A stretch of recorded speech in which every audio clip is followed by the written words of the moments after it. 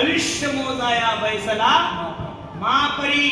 एका एका सेकंदाची, एका एका मिनिटाची, एका एका तासाचं लिखाण तुमचं आणि माझं होत आहे. मनुष्य सर्वांवर विजय मिळू शकतो. यमावर कोणाला विजय मिळवता आला. आणि मला तर देवाचे उपकार मानायचे की महाराज यम मॅनेज होत नाही. ही सगळ्यात मोठी गोष्ट आहे. यम काय होत नाही? मॅनेज होत नाही.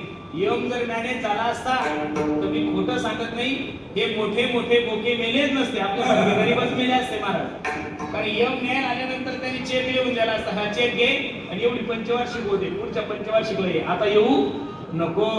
यम कोणाच्या बापाकडून मॅनेज होत नाहीये. अहो देवाच्या बापाकडून सुद्धा यम मॅनेज झाला नाही तर आपल्या बापाकडून काय मॅनेज होणार आहे. म्हणून जगात सगळ्यात मोठा जर कोण असेल तर यम आहे. त्याला सर्वांची भीती आहे. तो यम सुद्धा माझ्या तुकोबरायचं नाव घेतल्यानंतर कापत होता. असं यथार्थ वर्णन जगद्गुरु तुकोबरायचे शिष्य रामेश्वर भट्ट करतात. अभंगाचं पहिलं